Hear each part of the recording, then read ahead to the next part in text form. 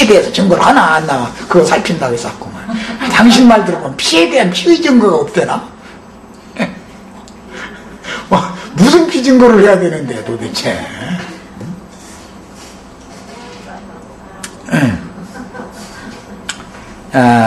그 다음에 너희 안에 거하나니 아무도 너희를 가르칠 필요가 없고 오직 그의 기름 부음이 모든 것을 너에게 가르친다. 모든 것을 가르치는 것은 진리의 성령, 또 다른 보혜사가 와야 모든 진리 가운데 인도하기 때문에 모든 것을 가르쳐주는 거예요.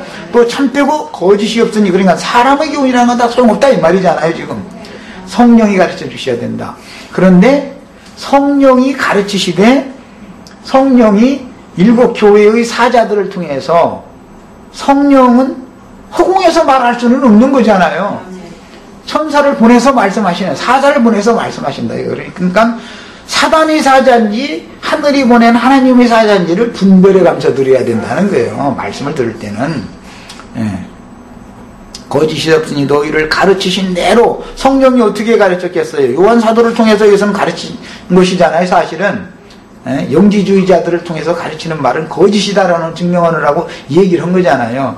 이게 요한 사도는 내가 너에게 이런 말은 내가 한 말이 아니라 그 영께서 나를 통해서 말씀하신 것이다. 그 얘기를 사실 지금 한 거예요.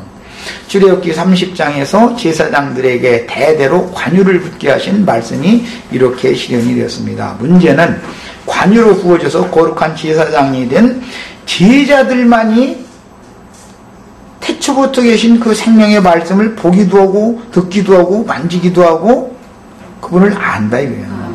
인격으로 만났다 이거예요. 그리고 세상은 저를 보지도 못하고 받지도 못한다 이랬어요. 그러면 제자들은 곧 다시 오리라 예언하였던 그 예수님을 만난 거지요.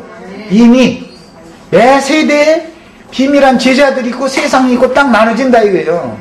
세상 사람들이 그러면 안 믿냐? 그게 다 예수를 믿은 유대인들이었다 이거예요. 세상이라는 게 다른 게 아니라. 오늘날 기독교인들이 살았다는 이름만 가졌지 다 죽은 자들이잖아. 그들이 살아있다는 증거가 어디가 있어. 산 얘기 좀 해보라고 하면 쓸데없는 소리나 했었고. 오늘날 소위 성령을 받았다 하면서 그 증거로 무슨 이상한 이적 기사를 행한다 하거나 아무 뜻도 없는 군인도 모르는 귀신의 방언을 중언부언하는 자들은 그게 다 다른 영을 혼잡케 하는 영을 받은 것이지 진리의 성령을 받은 것이 아니므로 성령은 진리니라 라는 말씀과 진리의 성령이 지지자들에게 오셔야만 모든 진리 가운데로 인도를 해주신다 하신 말씀에 대한 이해를 명확하게 해야 됩니다. 진리의 성령은 모든 진리 가운데로 인도해주는 성령이요 생명을 부어서 영혼을 풍성하게 해주고 거룩한 사람이 되게 하는 성결의 영이지 무슨 이적 기사를 행하여 혼잡하게 하거나 진리를 벗어난 또는 말씀을 벗어난 신비한 어떤 일을 인간 세상에서 일으켜서 어리석은 사람들을 미혹하게 하는 영이 아닙니다. 오히려 성령을 받으면 사람이 더 건전해지고 온전케 되어져야 되는 것이잖아요. 정신이 나갔던 귀신의 영에 붙잡혔던 사람이 정신이 온전해져야 되는 거예요. 건전해져야 되는 거예요. 그 다음에 관유의 부음을 받으면 귀신들이 떠나고 첫째로 양심이 청결해지며 정신이 건전해져서 온전한 사람이 되며 마귀의 것이었던 죄인들이 하나님의 것으로 성별되고 비로소 정신 차린 말을 하게 되므로 듣는 이들에게 은혜를 끼치고 덕을 세우는 예언을 하게 되는 것입니다. 예언이라는 게 하나님의 말씀을 받아서 다시 증거를 하는 걸 예언한다. 예언자들이다 이렇게 말하잖아요. 그런 것이니 이와 같이 왕같은 제사장이 되고 하나님의 선지자가 되려면 관유의 부음을 받아야 되는 것입니다. 자, 관유의 제조법에 대하여 이제 지금부터는 내부적인 말씀, 안에 있는 말씀을 나눕니다. 네 가지 향품을 한 hin의 감량류에 적당하게 배합하는 방법이요. 이건 뭐 여러 번 말씀드렸으니까 이제 말씀이 육신이 내 세상에 오셔서 30세가 될 때까지 자라는 과정. 예수님이 키만 큰 것이 아니라 지혜도 함께 자라지요. 그 지혜라는 것은 신의 지혜, 신 자신이다 이거예요. 깨우침이다 이거예요. 그것이 계시잖아요. 깨우침. 예. 함께 자라가지고 그 다음에 30세 이상이 되었을 때 요한의 침례를 받아서 율법을 끝내는 거예요. 이제 율법을 끝내려면 율법이 저주를 받고 율법을 따라서 죽어야 끝나는 거잖아요. 죽기 위한 세례를 받고 나서는 십자가에서 다시 예수님이 세례를 다시 받죠. 요한의 세례는 십자가에 올라가게 하는 데까지 유용한 세례이죠. 십자가에서 예수님이 다시 세례를 받은 우리는 그 한 세례, 예수 그리스도의 세례, 침례를 받아야 되는 것이죠. 네, 예수 그리스도의 침례를 받아요. 그러면은 그 침례는, 예수 그리스도의 침례는 요한의 세례를 완성함으로써 율법을 끝내는 거예요. 율법의 저주를 끝내는 거예요. 그리고는 이제 부활 승천함으로 또 낳는 거예요. 오늘날 내가 너를 낳았다 하신 그 말씀을 이제 적용하는 거예요.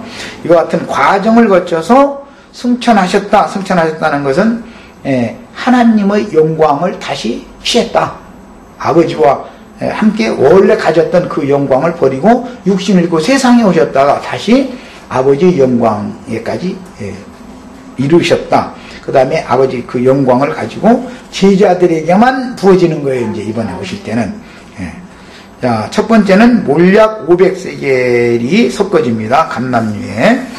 관유제조법은 500이라는 숫자가 3번 겹치고 있는데 액체 몰약 500세겔과 육개와 창포 250세겔씩에서 500세겔과 계피 500세겔을 감람기름 한 흰에 섞어서 제조하도록 정해졌습니다. 그런데 두 번째 단계인 말씀이 육신이 되어서 오신 것은 두 번째 과정이지요.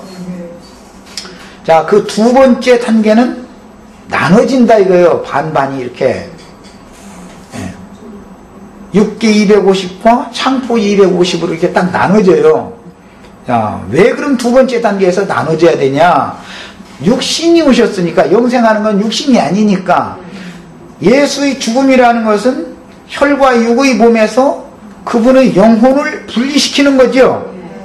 우리가 인간이 지금 죽었다 이 말은 무슨 말이 세상에서도? 혈육의 몸에서 영혼이 분리되었다 그 말이죠. 자, 그래서 두 번째 단계는 말씀은 나눠줄 수 없죠. 말씀은 첫 번째 단계 말씀이신 아버지는 분리될 수가 없어요.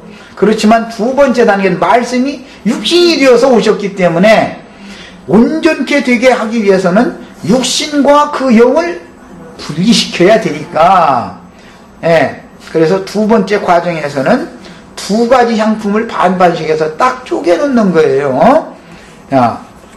성경에서 5라는 숫자는 1, 유일하신 하나님이에요. 4, 이것은 온 땅의 피조물이에요.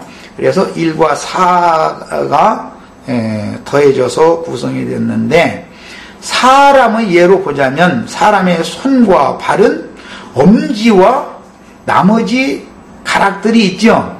그래서 피와 관유를 뿌리고 바를 때는 반드시 제사장의 엄지손가락과 오른편 귀와 엄지발가락에다 바르라고 되어 있죠.